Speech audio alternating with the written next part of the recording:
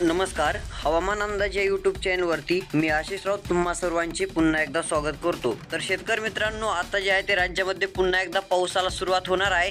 कोणत्या तारखेला पाऊस राज्यात येणार आहे संपूर्ण अपडेट एकाच व्हिडिओमध्ये पाहायला मिळणार आहे. त्याकरिता व्हिडिओ तुम्हाला शेवटपर्यंत पाहायचा आहे व चॅनलवर नवीन असाल तर चॅनलला सबस्क्राईब करायचे आहे व नोटिफिकेशन बेलला ऑलवरती टाकायचे आहे. आता जे शेतकरी मित्र या चॅनलला सबस्क्राईब करून ठेवतील त्यांना रोजची रोज हवामानाची प्रत्येक अपडेट या चॅनलवरती पाहायला मिळेल. जास्त काहीच करायचं नाही, तुम्हाला फक्त सबस्क्राईब करून ठेवायचं आहे. तर चला आता संपूर्ण अपडेट जे आहे ते एकदम सविस्तर पाहूयात. जर पाहायला गेलं तर आता महाराष्ट्रामध्ये मे महिन्यामध्ये पुन्हा एकदा चांगल्या पावसाची शक्यता आपल्याला पाहायला मिळू शकते. कारण की आपल्याला जे आहे ती कमी दाबाची शक्यता देखील तयार होतानाच दिसून येऊ शकतं. हा पाऊस जे आहे ते राज्यात खूप ठिकाणी देखील बरसू शकतो, काही ठिकाणी जोरदार देखील होऊ शकतो.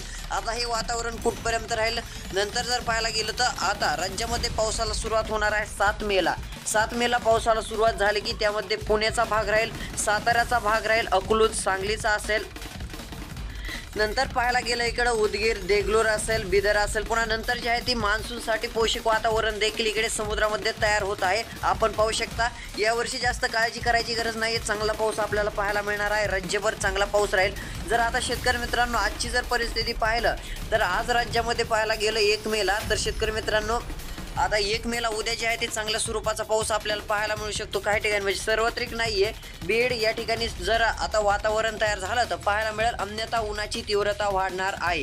आता 7 मेला पावसाचं वातावरण राहणारा भाग जो आहे तो गोंदिया आहे, कवर्धा आहे, इकडे नैनापूर, नागपूर, कापसी, कांकेरचा भाग आहे, इकडे गडचिरोलीचा भाग आहे, चंद्रपूर, वाणी, आदिलाबाद, उमरखेड, पुसद, नंतर हिंगोली, नांदेड, निर्मळाचा भाग आहे. पुन्हा इकडे हिमायतनगरचा भाग आहे, पुन्हा इकडे कापचा भाग आहे, इनपूरचा भाग आहे, खडाला आहे. पुन्हा नंतर इकडे जर पाहायला गेलं तर बोरी झरे आहे, पुन्हा बसमत आहे. इकडे जर पाहायला गेलं बीड या ठिकाणी देखील पावसाची शक्यता पाहायला मिळणार आहे. 7 तारखेपासून जोर वाढणार आहे. पुणेपर्यंत हे वातावरण राहणार आहे. हे बंगालच्या समुद्राकडून पावसासाठी पोषक वातावरण तयार होतानाची स्थिती दिसून येत आहे.